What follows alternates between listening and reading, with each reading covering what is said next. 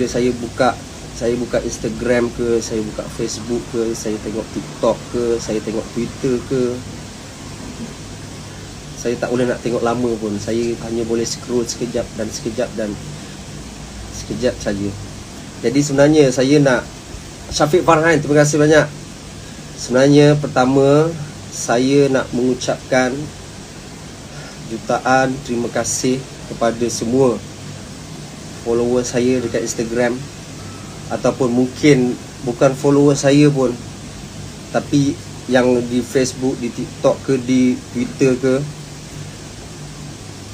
Saya nak ucapkan jutaan terima kasih di atas kesudian semua orang adakan masa usaha buatkan bacaan Yasin, buat solat hajat, sedekah atas nama isteri saya, arwah isteri saya. Jadi saya betul-betul, saya dengan rendah diri, saya tak ada apa-apa pun, dengan rendah dirinya saya nak ucapkan jutaan terima kasih. Sebab kalau saya tengok dekat DM saya pun, saya sebenarnya saya tak terlarat nak balas, tapi saya tahu setiap DM yang masuk, setiap tag yang masuk tu sebenarnya adalah mendoakan saya, mendoakan Ayash Afan, anak saya yang baru, dan juga mendoakan isteri saya. Jadi saya nak bagi tahu kat sini, saya minta maaf dulu kalau saya tak terbalas DM. Saya nak minta maaf kalau tak sempat nak reply tag. WhatsApp, telefon saya pun saya tak tengok sangat. Ada banyak WhatsApp, beratus WhatsApp, ada banyak beratus call. Saya tak boleh nak angkat, saya tak boleh nak bercakap sekarang. Jadi saya ucapkan jutaan terima kasih dan saya minta ampun dan maaf. Saya hargai setiap DM, setiap tag, setiap komen, setiap WhatsApp yang masuk dalam telefon saya, setiap call yang masuk, sebab saya tahu semua benda tu adalah kerana kasih sayang, kerana doa, kerana nakkan isteri saya menang, isteri saya sihat. Saya tahu semua menjurus ke arah tu. Jadi saya memang ucapkan jutaan terima kasih. Saya balikkan semua doa-doa tu kepada semua orang yang DM saya, yang tag saya, yang komen dekat Instagram, yang post dekat Instagram masing-masing, dekat Facebook, dekat Twitter, dekat TikTok. Bersama dengan saya berjuang, meminta dengan Allah, mohon dengan Allah kesembuhan isteri saya. Tapi isteri saya bukan milik semua saya. Menjurus ke arah tu. Jadi saya memang ucapkan jutaan terima kasih yang saya balikkan semua doa Allah pinjamkan dekat saya sekejap je dalam 11 tahun. Dalam 11 tahun. Tapi 11 tahun yang sangat luar biasa untuk saya. Saya bermula daripada tak ada apa-apa. Saya nikah dengan dia, saya tak ada. Saya hutang mas kahwin. Saya tak ada kereta pun, dia jangan ambil saya kalau nak pergi jalan. Saya pindah to first house lepas saya kahwin, rumah saya kosong. Saya duduk dengan isteri saya atas surat khabar, buka puasa, beli dekat bazar Ramadan. Saya cakap dengan dia, sabar, InsyaAllah I akan bagi yang terbaik untuk you. Tapi dia cakap dengan saya, I akan ikut you, apa pun jadi, dia akan ada, I akan ada belakang you, I akan support you. Tapi I nak bagi tahu you, I tak nak susah, dia cakap. Ingat lagi dia cakap, dia tak nak susah. So bila dia cakap tak nak susah, saya tanamkan satu azam yang saya cakap dia takkan susah, tapi dia kena tolong saya, support saya, doakan saya. Dan dia buat semua benda tu dalam apa saja keadaan. Saya ingat lagi, saya berniaga dekat bazar, dekat Pawai Selangor. Dia tolong saya jual ayam bakar. Dia tak pernah malu pun. Padahal masa tu dia dah jadi artis yang popular pun. Saya apa je, bodoh-bodoh je macam tu, orang benar Raja Lawak. Kemudian daripada tahun pertama pergi ke tahun kedua, ke tahun ketiga, saya berpindah rumah. Alhamdulillah rezeki saya makin baik. Saya dapat peluang syuting, saya dapat pulang show. Dan saya masih ingat lagi, saya menang Maharaja Lawak Mega, Maharaja Lawak 2011. Dialah orang yang duduk paling depan menjerit nama saya, meraihkan sang suami. Dahsyat. Padahal masa tu saya rasa saya ni jauh betul dengan dia. Saya ni memang tak ada apa pun. Suap je pun orang tak kenal pun sangat. Suap sepatu tak ada. Okey. Kemudian perjalanan diteruskan. Dia bersama dengan saya lagi. Jatuh, bangun. Saya buat bisnes macam-macam. Sampai ada momen saya almost give up. Tapi dia lah orang yang duduk kat belakang saya, cakap, "No, you have to go. You can do this." Dan sebenarnya dia memang tuah saya. Disebabkan dia lah, kalau orang cakap dahsyat lah engkau, pandai berniaga, dah jadi usahawan handal sekarang ni, dahsyat. Ada Bubble Bee, ada berpuluh outlet. Saya nak bagi tahu kat sini apa yang saya ada sekarang bukan pasal saya.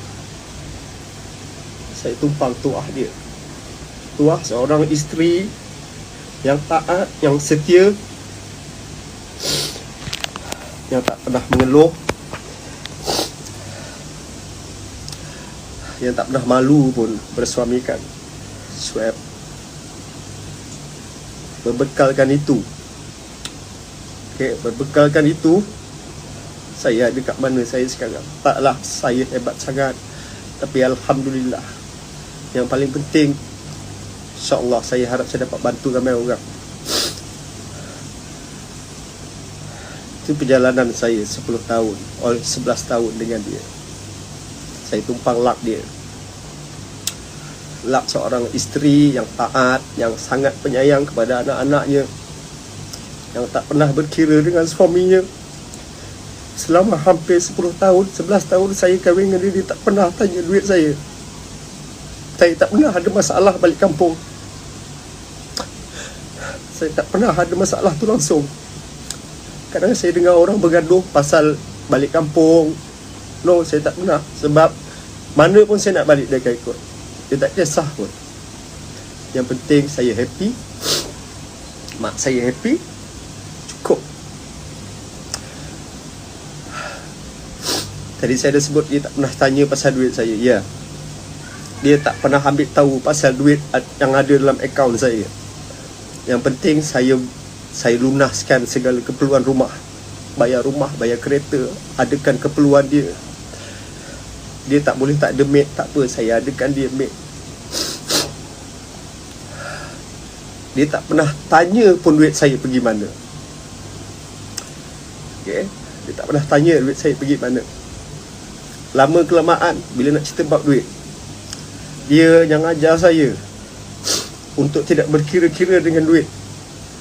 Sebab orang yang asyik mengira duit, Allah bantutkan rezeki dia. Saya tanya dia kenapa. Saya tanya dia kenapa nak kita jangan berkira-kira dengan duit. Sebab dia cakap dengan saya, apabila kita berkira-kira dengan duit, kita akan berkira-kira dengan sedekah kita. Ya, make sense. Memang betul. Sebab dia cakap, bila kita tidak berkira-kira dengan sedekah kita, Allah takkan langsung berkira-kira dengan rezeki yang dia nak bagi pada kita. Dan benda tu memang terjadi.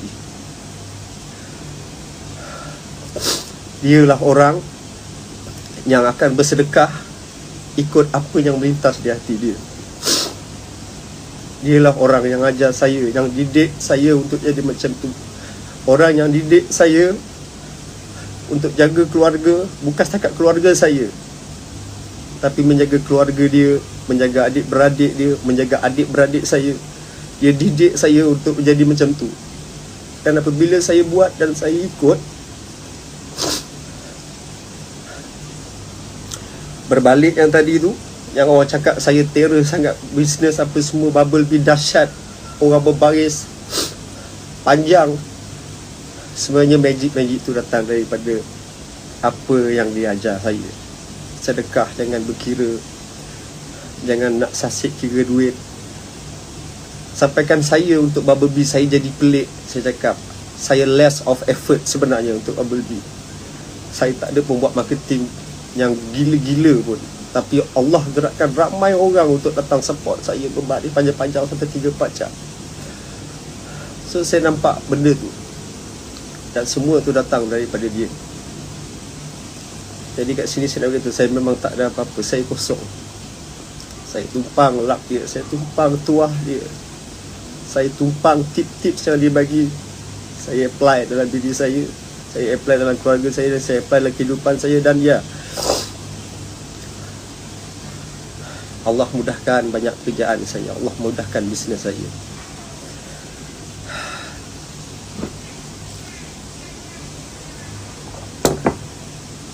Hari ini saya sangat pelik. Bukan hari ini je, hari ini, semalam, kemarin. Okay, semenjak dia dimasukkan ke hospital, orang yang mendoakan dia, saya tak tahu daripada pelosok mana datang. Terus saya tertanya-tanya, saya cakap apa lagi yang dia buat yang saya tak tahu sampai macam ni Allah layan dia. Saya cemburu. Sebab saya selalu bercakap dengan dia, Bu, I kalau boleh nak mati syahid, kalau boleh I nak mati hari Jumaat. Dia cakap kenapa nak mati Jumaat? Sebab I nak mati husnul khatimah. I tak boleh tahan siksaan kubur.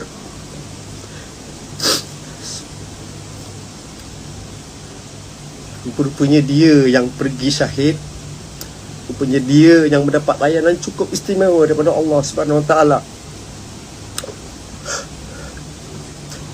Orang doakan dia tanpa henti, orang bantu dia. Orang hari ni orang buka kebaikan dia, sampai kebaikan-kebaikan tu ada yang saya tak tahu pun dia buat dalam senyap.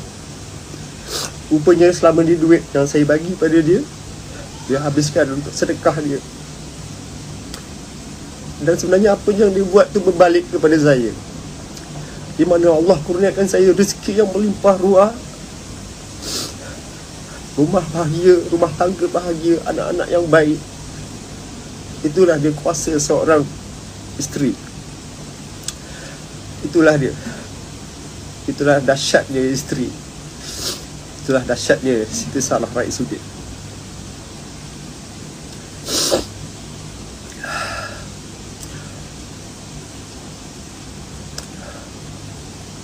Hari ini pemergian dia sangat luar biasa. Satu persatu Allah permudahkan. Saya masuk ke dalam liang bertiga. Saya duduk di tengah. Saya pegang pinggang dia, saya turunkan dia. Saya ada ketakutan dalam diri. Saya takut berat ke apa, saya takut. Allahu Akbar. Dia cukup ringan. Cukup ringan. Masa saya sampai ke liang, saya tengok liang tu kecil. Saya cakap Allahu Akbar, lepas je. Tapi bila saya masuk dan saya yang turunkan dia dengan 2 orang lagi tu, saya pegang pinggang. Cukup ringan, Alhamdulillah. Saya dah senang hati. Ada lagi satu kemuskilan yang saya takut. Saya takut kalau dia dimasukkan ada sangkut. Sebab tadi saya tengok liang dia tak besar, tapi Allah tunjuk lagi dekat saya, dia turun ke liang tanpa sangkut. Kepala tak sangkut, kaki tak sangkut, badan tak sangkut. Terus masuk dengan senangnya. Just a split second. Saya rasa lagi kebesaran Allah. Saya keluar daripada liang. Abang tu tinggal seorang, letakkan tanah kepala dia, tutup dengan kayu papan, tutup dengan tanah. Sekejap settle semua.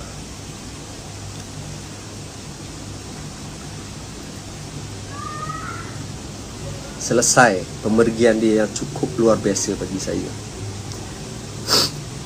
Orang ramai tunggu dia.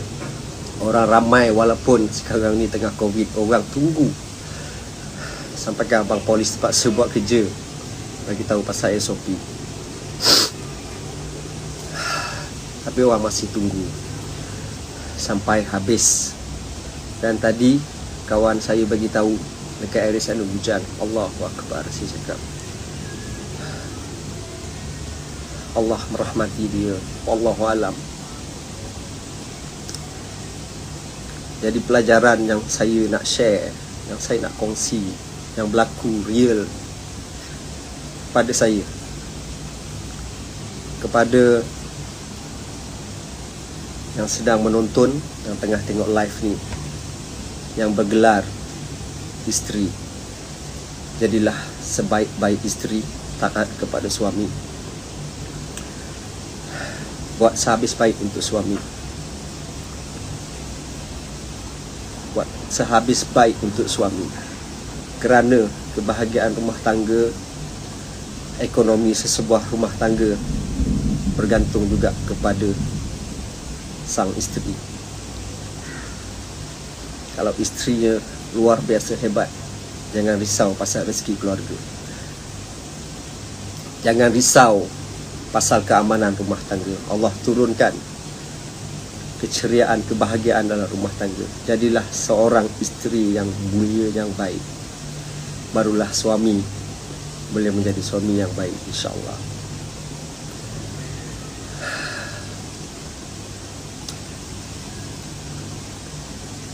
Arwah, saya pernah bergurau dengan dia. Arwah bergurau dengan saya bergurau dengan dia. Kita ada satu habit mendengar surah Al-Waqiah setiap pagi.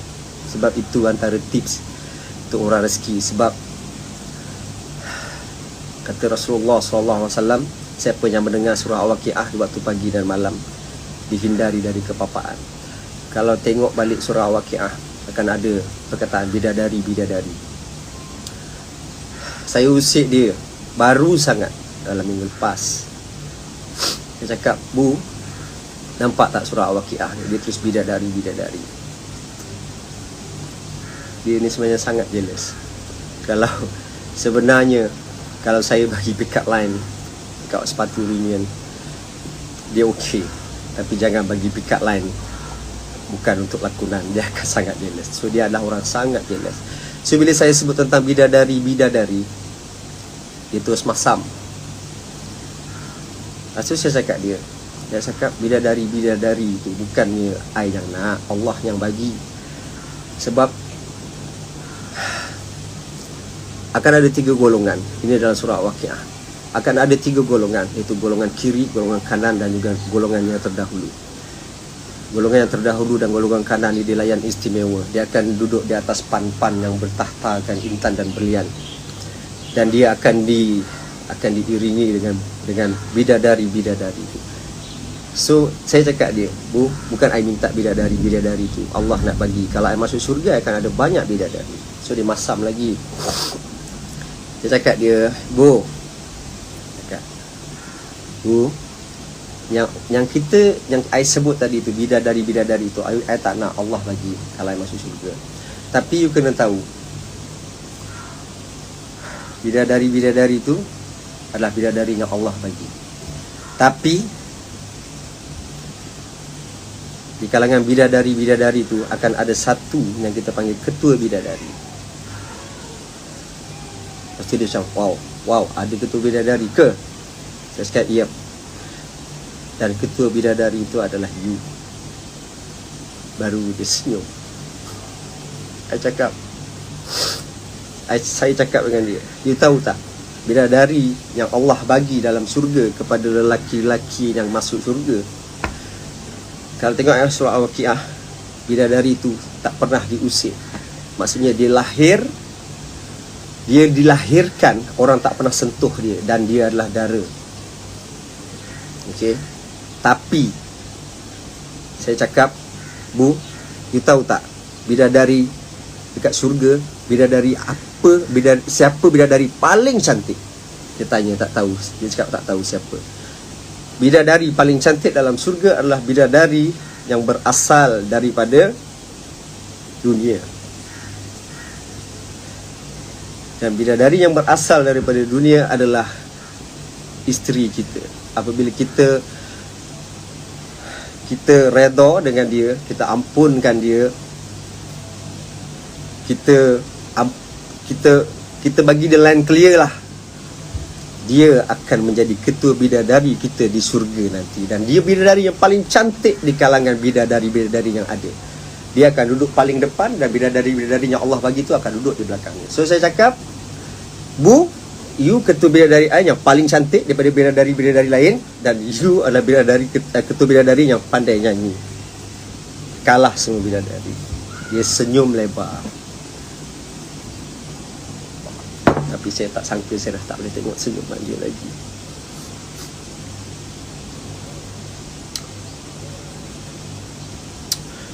Allahu Akbar.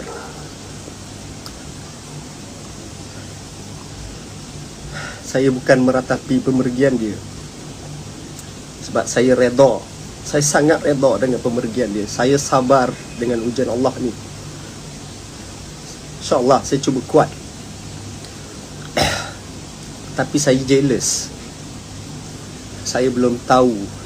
Walaupun saya bercita-cita untuk mati pada hari Jumaat, walaupun saya bercita-cita untuk mati syahid, saya belum tentu dapat macam apa yang dia dapat.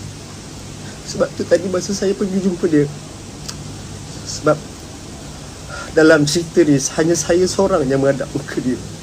Daripada saya awal pergi hantar dia ke hospital, saya berdepan dengan dia.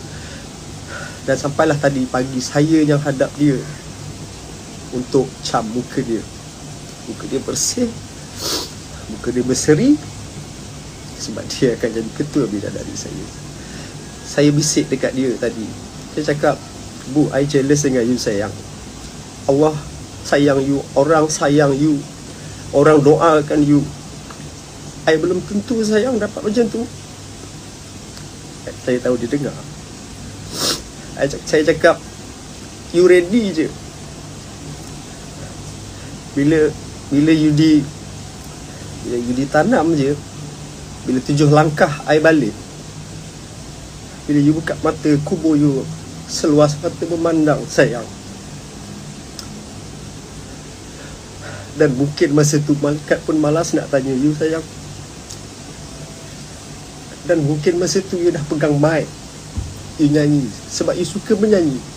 Sebab orang pernah cakap dengan saya, apa yang kita suka di dunia, apabila kita masuk syurga, benda tu akan ada di syurga. Mungkin dia sedang menyanyi di depan ratusan juta orang. Allahu Akbar. Pelajaran yang sangat luar biasa. Sangat luar biasa.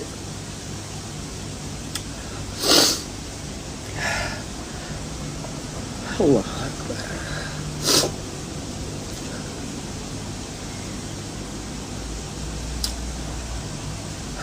Tadi bila saya balik rumah, dalam perjalanan saya duk fikir. Saya cakap macam mana saya nak cakap dengan anak-anak saya. Sebab anak saya tak tahu. Sebab masa mak dia pergi, anak saya baru tidur. Sebab pada pukul 2 pagi doktor buat video call, dan kita orang dapat bercakap. Walaupun rumah saya koma masa tu, rumah saya tak sedar pun. Semua budak pun dapat bercakap. Tapi lepas tu budak-budak tidur. Dan apabila saya tahu rumah saya dah tak ada, saya tak kejut anak-anak saya. So tadi bila saya dah sampai rumah,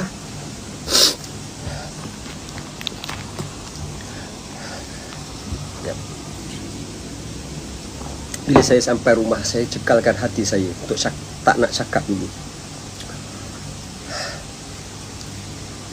Saya masuk je pintu, saya saja nak elakkan anak saya. Saya terus naik tangga, tapi tak sempat. Anak saya, Talita yang nombor 2, terus tanya saya, Daddy dah dapat ke gambar Ayash? Macam kena sentap jantung saya. Saya cakap belum. Dia nak kena mandi dulu pasal dia daripada luar. So saya mandi. Dalam mandi saya mandi lama sangat hari ni. Sebab saya ada satu habit. Isteri saya takkan mandi selagi saya tak mandikan dia. So bila saya tengok bilik air, saya jadi macam Allahu Akbar. Saya bercakap sendiri. Saya cakap, Bu, you dah tak ada dah pakai bilik air ni kan. So saya mandi lama. Saya mandi sangat lama. Sebab saya fikir sekali macam mana saya nak cakap dengan anak saya. Saya cekakkan hati, saya ambil air semayang.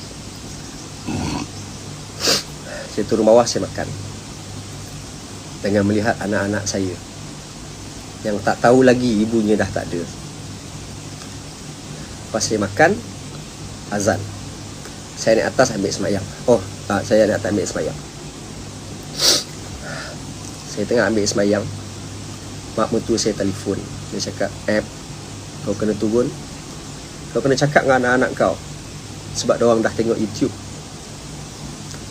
Dah keluar gambar ibu dia. Dah keluar gambar kau dekat kubur.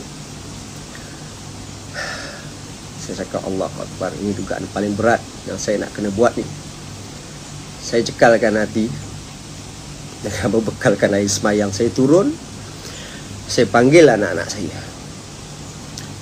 Saya panggil dan saya terangkan. Saya panggil dengan depan saya tu dekat ruang tamu. TV terbuka. Tajuk dia, Siti Sarah sudah tiada, macam gitulah. So anak saya yang nombor 1, Yuwais, yang muka macam ibu dia tu tanya, Daddy, betul ke ni? Ibu dah tak ada. So saya cakap, mai sini Daddy nak cakap sesuatu. Saya panggil tiga tu, saya cakap depan orang. Saya cakap yang selama ni, yang berhari-hari selepas solat fardu, dia cakap apa? Jom kita buat solat hajat. Kenapa kita nak buat solat hajat? Sebab kita kena doakan ibu balik. Kenapa ibu kena balik? Sebab ibu tak sihat, ibu kat hospital.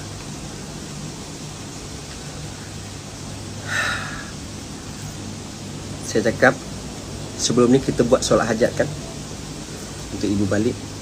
Cakap, tapi sekarang ni Yuwais, Talita, Matin, ibu dah takkan balik rumah kita. Semua diam. Ada yang faham, ada yang tak faham. Yang tak faham mungkin anak saya Matin 6 tahun. Tapi dia nangis. Dia nangis teresak-esak yang teruk. Sebab dia antara yang paling rindu dengan ibu dia. Sebab dia sangat manja dengan ibu dia. Saya terangkan satu persatu. Teruk dia menangis. Allahu Akbar. Koyak saya. Teruk dia menangis. Saya cakap, kita berdoa dengan Allah, kita nak ibu balik. Tapi ibu bukan milik Daddy. Ibu bukan milik Yuwais, Talita, Matin. Bukan milik Ayash. Ibu milik Allah. Jadi Allah tak nak pulangkan dekat kita. Allah nak juga dia. Sebab Allah terlalu sayang dia. Sebab dia, mungkin sebab dia terlalu baik. Jadi Allah nak ambil dia. Dan kita takkan jumpa dia lagi. Anak saya nangis lagi. Dan nangis. Matin dan Mak paling teruk menangis. Esak-esak.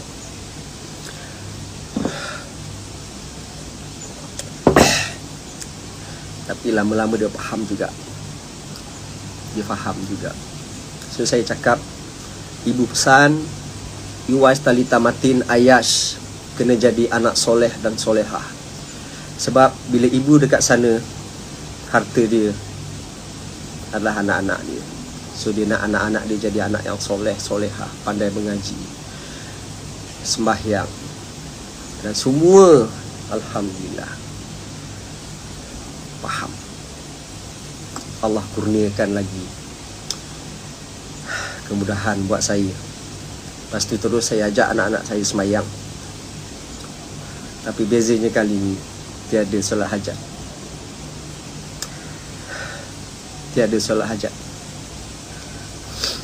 Ada juga yang tanya, kenapa kita tak solat hajat hari ni?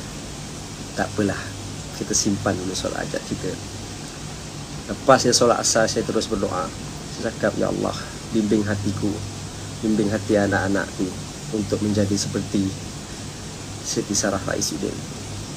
Dia nak sangat anak-anak dia jadi anak yang tak langsung kedekut, selalu bersedekah, jadi anak yang baik, anak yang berbaik, yang berbuat baik kepada semua manusia. Dalam doa tu semua menangis. Allahu Akbar. Tapi InsyaAllah dia faham. Lepas satu bab, ada satu lagi yang saya cuba sampaikan. COVID-19 is real. Sebelum perginya isteri saya, mate saya telah pergi dulu minggu lepas hari Jumaat. COVID-19 is real. Dulu saya orang yang tak berapa percaya pun dengan COVID. Tapi bila kena batang hidung saya, COVID-19 is real. Sebab tadi sebelum saya keluar daripada ICU, lepas tengok isteri saya,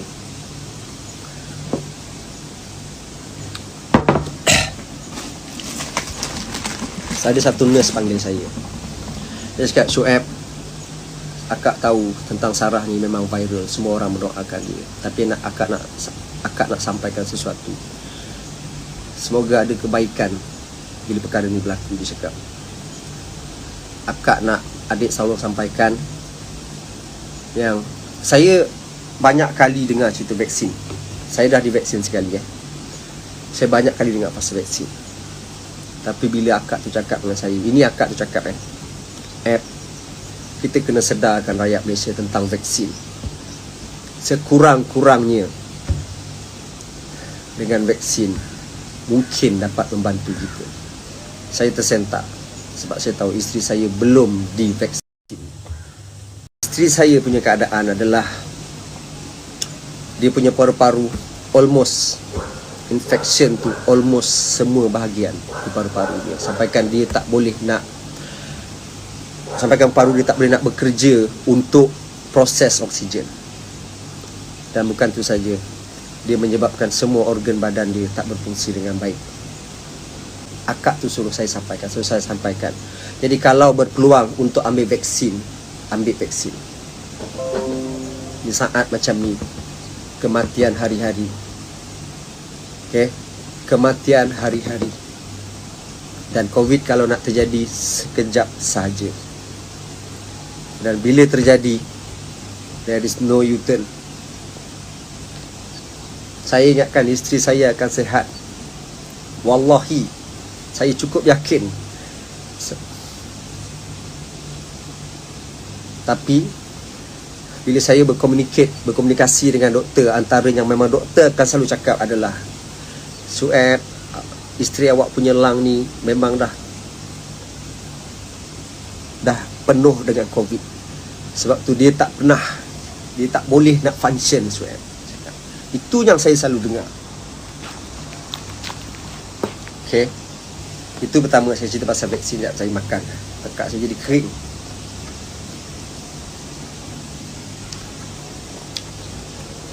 Ada satu saya nak pesan, jaga kesihatan. Saat macam ni, kita semua kena jaga kesihatan. Kena makan vitamin, immune system, vitamin C, D, E. Kalau sampai ada Z, makan semua. Please, jangan sayang duit. Jangan sayang duit. Sebab saya ingat lagi di saat ketika saya dalam ambulans, bila saya nak bawa isteri saya ke hospital, saya nak bawa dia ke private hospital, tapi penuh. Dan masa tu rumah saya dah teruk sangat. Masa tu saya terfikir, duit yang ada, duit banyak mana pun ada, tak boleh kembalikan isteri saya. Takkan boleh sihatkan isteri saya. Yes, itulah yang jadi. So jangan sayang duit. Kalau ada duit lebih sikit sekarang ni, tak kisahlah. Kalau kata ada duit lebih, beli vitamin yang bagus. Kalau kata kurang duit, carilah, makanlah apa-apa tumbuh-tumbuhan yang boleh kuatkan imun kita. Please dengar cakap saya. Please jaga kesihatan. Sebab saya orang yang memang tak jaga kesihatan sangat. Saya jarang makan vitamin. Tapi sekarang saya dah makan vitamin saya dekat berpuluh biji. Itu satu. Please jaga kesihatan, makan vitamin. And then bila orang cakap jangan keluar rumah, jaga kesihatan, jangan rasa macam terror sangat. Yes, jangan buat.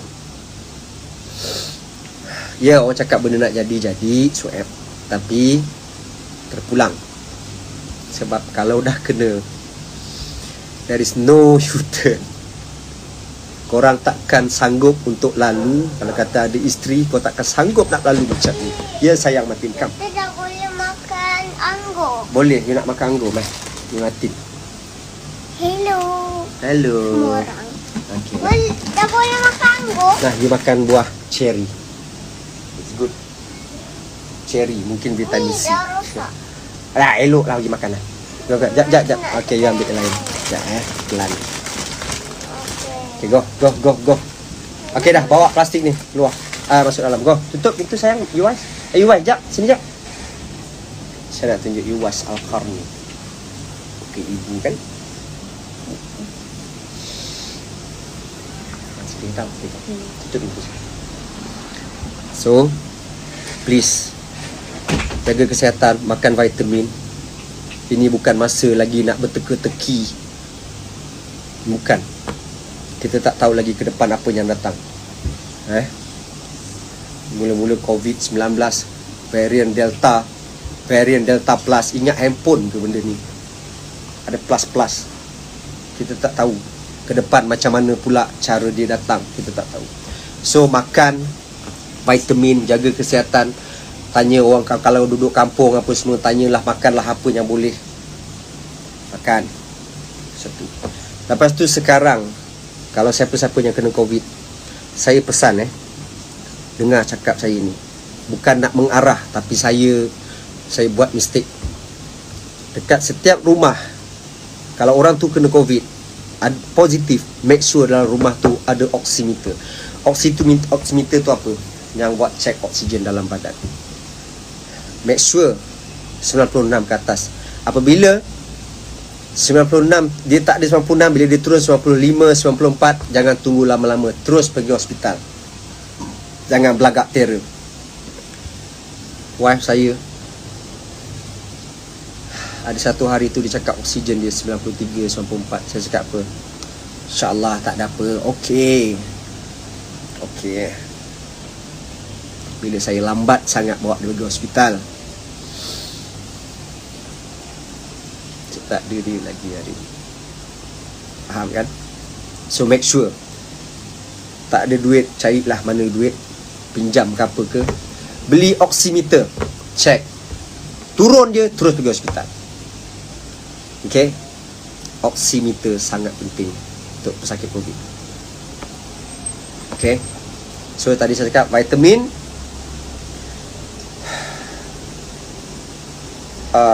jangan keluar, pakai mask, jaga SOP, dan kena ada oximeter tu.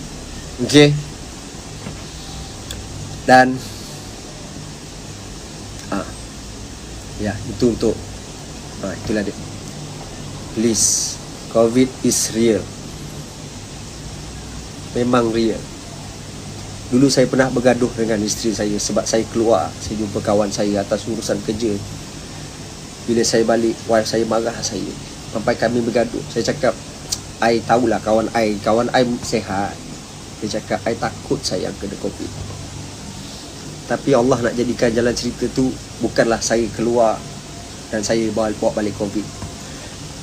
Allah nak jadikan jalan cerita je. Memang Allah nak jadikan jalan cerita hari ni je. Mate saya turun bawah, buang sampah, salam dengan kawan dia, dan dia kena COVID. Terus habis satu family. Sekarang ni mertua saya masih lagi kuarantin. Dalam family saya seorang je yang negatif. Macam mana? Seorang dah pergi hospital, alhamdulillah. Tapi alhamdulillah dia okey. So, terpulang, nak percaya ataupun tidak, tapi itu yang saya dah ada, dah terjadi. Saya yakin dan pasti tak ada orang yang tak sayang bini, tak ada bini yang tak sayang suami, tak ada orang tak sayang ahli keluarga dia. So make sure benda ni tak jadi dengan keluarga korang. Okay. Selain daripada tu, doa. Of course lah doa. Doa semoga Allah lindung kita, semoga Allah berkati family kita. Okay. Sebab itu senjata paling dahsyat. So itulah saja sebenarnya yang saya nak sampaikan hari ini. Okay.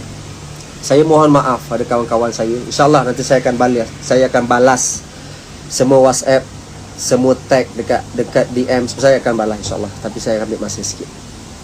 Sekarang saya tengah nak setting otak, nak biasakan diri tanpa orang rumah saya. InsyaAllah. Sekali lagi saya ucapkan jutaan terima kasih kepada semua yang mendoakan isteri saya. Saya terhutang budi. Sebab it's not easy untuk adakan masa duduk 3-4 jam buat solat hajat, baca yasin, buat sedekah, posting. Bukan satu benda yang boleh dipaksa-paksa. Okay, so saya ucapkan jutaan terima kasih. Saya ucapkan jutaan terima kasih kepada semua. Okay.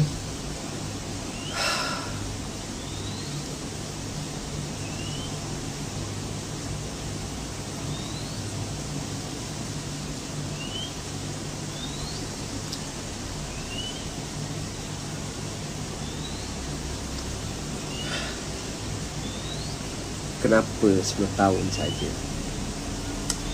Tapi saya redha. Allah sayang dia sebab dia terlalu baik. Tapi jangan pula kita takut jadi baik. Sebab orang ramai cakap jadi baik umur pendek. Just jadi baik. Kita kena ingat, kita percaya kepada perkara gaib. Apa perkara gaib? Akhirat.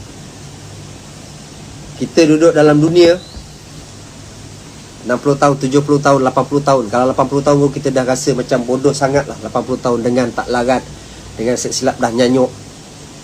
80 tahun. Tapi kita akan kekal di akhirat selama-lamanya. Itulah rumah abadi kita. Jadi jangan duk heran sangat yang 20 tahun, 30 tahun, 40 tahun, 50 tahun, 60 tahun, 70 tahun. Jangan heran sangat. Sebab saya pernah ternampak ada satu video daripada Ustaz Abdul Somad. Dia cakap apa? Dia duduk dekat tepi laut. Dia duduk tepi laut atas batu. Orang pernah tanya saya, Pak Ustaz, akhirat itu bagaimana? Dunia itu bagaimana? Tahu apa dia buat? Dia duduk atas batu kan? Ada laut besar sebelah kanan ni. Dia ambil jari dia, dia celup dekat dalam air, dia angkat. Ada satu air menitis. Soalan tadi dia cakap, Pak Ustaz, akhirat itu bagaimana? Dunia itu bagaimana? Jawapannya, yang menitis tadi itu dunia. Akhirat yang mana Ustaz? Akhirat sebesar lautan. Jadi jangan kita rasa rugi kalau kita tak dapat dunia. Kerana yang kita rugikan tu hanyalah setitis. Tapi kita patut rasa rugi kalau kita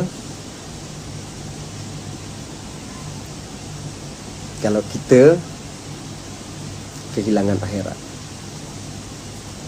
Jangan sombong dengan dunia, kerana dunia hanya setitis. Setitis je. Akhirat abadi, kekal selamanya. Kita takkan pernah sanggup apabila dimasukkan ke dalam kubur. Bila orang yang datang tengok kita melangkah 7 langkah,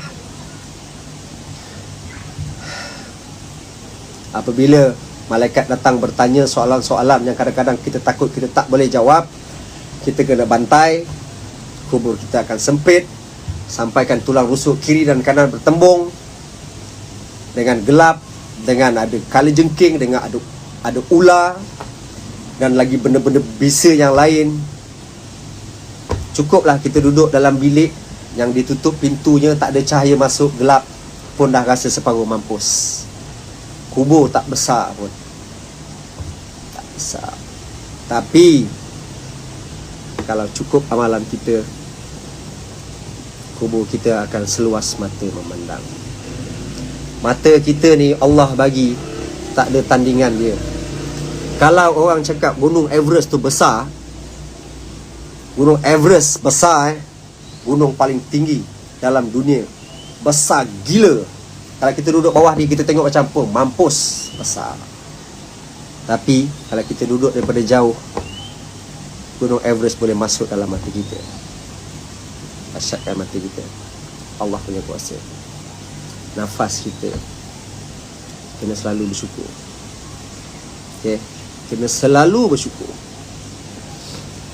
Kena bersyukur dengan rahmat Allah. Jangan sombong. Subuh tak nak, Zuhur tak nak, Asar tak nak. Saya bercakap sebab saya tengah ingat diri saya. Sebab saya juga jahil. Kalau nak cerita benda jahat apa saya tak pernah buat. Tapi sampai bila, yang saya cakap tadi lah, paling lama pun dalam dunia kita nak pergi 70 tahun dan kita rasa bodoh sangat dah. 70 tahun dah nak berjalan tak larat. 80 tahun lagi lah, lagi 90 tahun dengan nyanyuk, dah berak, bersepah-sepah. Dan kita nak duduk tu kekal. Okey, perkongsian untuk mengingatkan diri saya. Kita dah di hujung-hujung. Semua kebahagiaan yang kita pernah ada dulu, semua dah hilang sekelip mata. Dulu saya jadi artis, saya dipuja-puja, saya pergi show orang jerit, saya pernah show depan berpuluh ribu orang, pergi mahar jelawat tour dekat Penang sampai pecah-pecah pintu, orang berhimpit-himpit, angguk-anggukkan sepatu, ya best. Tapi mana benda tu? Hilang. Benda tu dah hilang, sahabat. Yang kalau ada artis yang tengok, mesti dia faham. Yang sibuk dulu berlakon siang dan malam, bila ditanya jadual berlakon 2 tahun penuh. Sekarang mana job? Tak boleh berlakon, duduk rumah. Bila duduk rumah ada duit pun dah makin kurang. Kebahagiaan kita tarik, kebahagiaan kita dah ditarik. Allahu Akbar. Kalau kita dengar cerita pasal Dajjal, wow, Dajjal ni gila lah. Kita tak boleh keluar rumah tau. Jangan keluar rumah. Kalau kita jumpa Dajjal, habis kita. Sekarang Dajjal belum turun, kita dah tak boleh keluar rumah. Itu belum lagi lalu Duhan. Dulu saya bila dengar cerita pasal Dajjal, pasal Duhan, saya rasa apa? Benda kau merepek ni. Jadi sekarang Allah tunjuk satu-satu. Dah boleh kita bersukaria sekarang. Artis-artis yang ada kat sini yang tengah tengok, mana kebahagiaan kita yang dulunya bila kita nak pergi show, kita akan jumpa kawan-kawan kita bertepuk tampar, balik duit beribu-ribu. Sekarang mana? Tak ada, sahabat. Show tak ada, syuting tak ada, program TV tak ada, nak berlakon tak boleh. Mana kebahagiaan itu? Allah ambil. Dan sekarang kita pun tak tahu apa yang akan jadi besok. Kita tak tahu besok berapa ramai orang mati, berapa ramai orang kena positif COVID. Dan kita tak tahu besok apa virus COVID nak datang lagi. Jenis apa pula? Yang sekarang ni Delta Plus. Macam saya cakap tadi lah, ingat ini telefon ke apa, kau nak upgrade macam ini. Kalau kita cerita vaksin pula, berapa banyak vaksin yang kita nak kena cocok pula. Wallahualam. So ada 500,000 lebih orang tengok ni. Alhamdulillah. So terenung balik. Zoe, Remy. Saya pernah syuting dengan Remy Mishak. Dulu kalau nak cerita zaman syuting, memang saya cakap tadi lah, jadual penuh setahun 2 tahun. Sekarang memang kita dah diambang hujung sangat. Please, sedar benda tu. Jangan duduk dalam hayalan lagi. Kena buka mata. Allah marah dengan kita. Allah tengah uji kita. Kalau kita tak buka mata lagi, wallahu a'lam bissawab. Saya cakap real. Benda ni memang real. Okey? Kebahagiaan kita Allah dah tarik satu persatu. Kita hanya boleh jumpa kawan-kawan kita macam ni, Zoom meeting, Google Meet. Bayangkan kalau suatu hari yang kita nak cerita dukhon, apabila satelit, kita pakai internet pasal ada satelit. Bayangkan kalau satelit tu dah hancur kat atas tu, apa yang kita tinggal? Nak keluar rumah takut, telefon tak boleh pakai, nak beli barang makan, nak pergi pasar takut. Jadi kita nak makan apa? Sopa, slipper. Fikir kan, benda ni memang real. Thank you bos Nizam Sani. Benda ni memang real. Saya memang nak share. Benda ni memang real.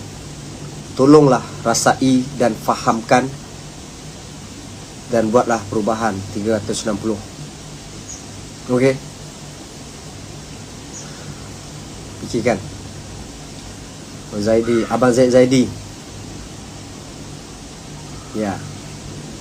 So, InsyaAllah, kalau orang ramai cakap dengan saya, kuatkan semangat, InsyaAllah. Saya memang janji dengan diri saya. Saya cakap, saya kena kuat semangat. Sebab saya ketua keluarga. Dalam family Raisuddin dan juga family saya sendiri, diorang kategorikan saya provider. Saya kena kuat. Kalau saya lembik, semuanya lembik. Jangan risau, insyaAllah saya kuat. Saya redha dengan pemberian isteri saya. Saya bersangka baik dengan Allah. Allah tunjukkan saya dah macam-macam keajaiban. Dan Allah juga dengan kejadian Siti Sarah, dengan kejadian arwah Siti Sarah ni, Allah buka ramai mata orang. Allah sampaikan pesanan kasih sayang. Tak semena-mena kita jadi bersatu padu hanya kerana nak mendoakan Sarah menang. Tapi akhirnya Allah yang menang. Sebab yelah, kita masuk bertanding, barang tu bukan barang kita pun, barang dia. Kita just meraih simpati dia kalau kita boleh ambil barang tu kan. Dia nak ambil, Allahu Akbar. Ini aku cakap macam ni Kang, malam koyak ni. Apa, insyaAllah pelan-pelan pelan-pelan InsyaAllah isteri saya sedang berlari di syurga mungkin. Amin. Okay, saya end live ni dah dekat pukul 7. Yang duduk rumah, sang suami, bila kita jadi suami, kita adalah ketua. Tahu tak macam mana kita nak rasakan yang diri kita ni dianggap ketua? Dulu masa saya kahwin, Adik Alfian ajar saya. Adik Alfian yang buat lagu tu. Saya Adik Alfian rapat dengan arwah. Dia cakap apa? Bila macam mana cara nak tunjukkan kita adalah ketua keluarga, kita kena jadi imam. Kita kena solat Jumaat. Baru isteri kita rasa kita ketua, sebab kita duduk depan. Mana ada imam perempuan, kita yang duduk depan. Macam kita lelaki, bila kita pergi masjid semayang,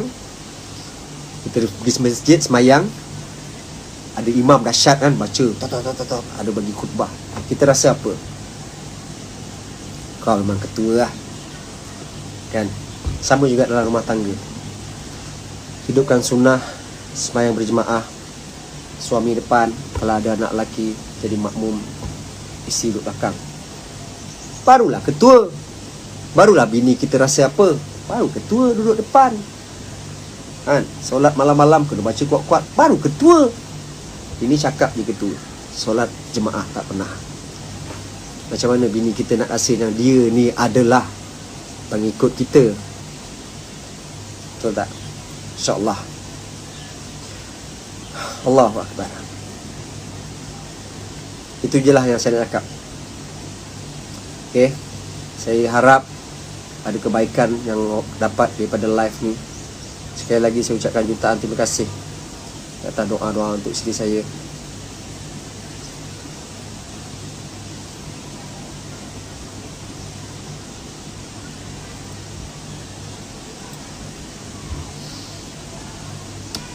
Terima kasih banyak. Ya. Terima kasih banyak-banyak. Allah sayang kita. Allah sangat sayangkan kita. Kita jangan jadi manusia sombong. Jangan jadi manusia sombong. Jangan jadi manusia sombong. Mama, thank you. Naim Daniel. Naim, sekejap lagi abang call ada something nak cerita dengan Naim. Thank you Dania. Sid Dana Nasir, thank you. Azamna begini. Yana Samsudin, thank you. Arin, thank you. Naga 9, thank you. Adik, okay.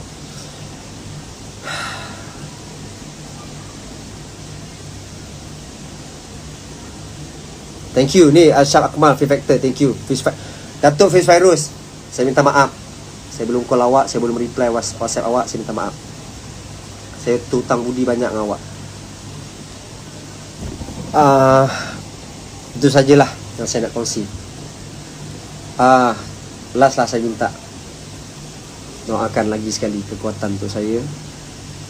Doakan anak saya Ayash Affan dekat hospital. Semoga dia kuat, semoga dia cepat sihat, semoga cepat paru-paru dia membesar, insya-Allah. Semoga asbab video ni, live ni, lepas ni, yang dah berumah tangga berkasih sayanglah dengan pasangan kita. Belum lambat lagi. Hidupkan sunnah, solat jemaah, mengaji kat rumah. Buat. Mira Fiza, thank you. Pekin, thank you. Okay. Semoga Kak Nazia Mustafa, thank you. Miss Nana, thank you. Ini bos Syah, thank you Syah.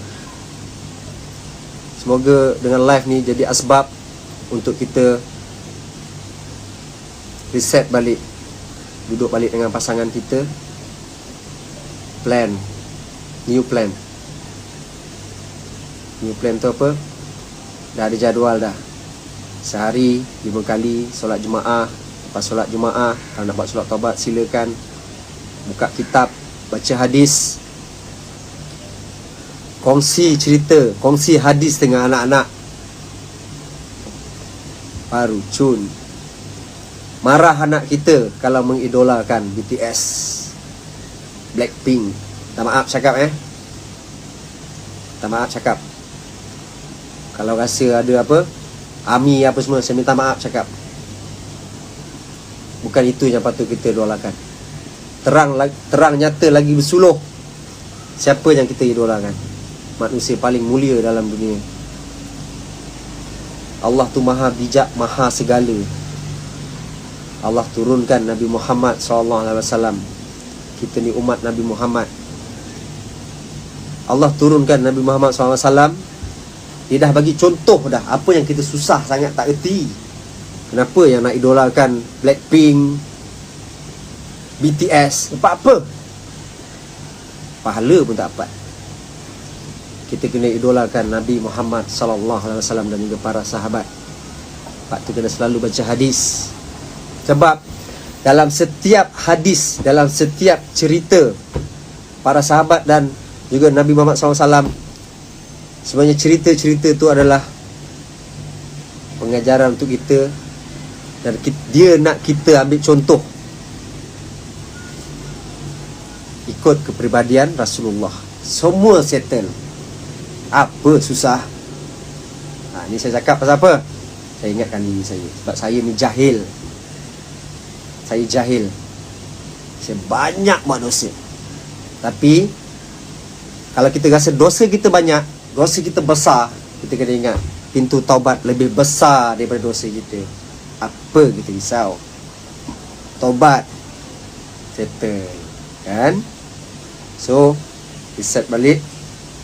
Tak payahlah nak idolakan Mak Saleh ke apa, tak payah kot. Dah ada dah idola kita. Simple je, ikut je. Wallahu alam. Saya tak pandai berkata-kata. Ini saya berkata mengikut hati saya. Sebab mungkin isteri saya nak saya sampaikan macam ni. Dan saya percaya isteri saya masih ada dalam rumah saya. Saya percaya sangat. So saya kena tunjukkan sesuatu kepada arwah. Okay. So saya end live saya ni. Saya minta ampun dan maaf atas segala kesalahan saya selama semua orang kenal saya minta maaf sangat. Yang ada termaki saya apa semua, saya maafkan awak. No worries. Yang maki saya pasal eksperimen semua, jangan risau. Clear. Semua settle. Saya takkan membebankan semua orang. Sebab saya tak nak membebankan diri saya. Saya ni lagi banyak dosa yang saya nak kena settle lagi ni. Okay. So itu saja. Alhamdulillah, saya seseronok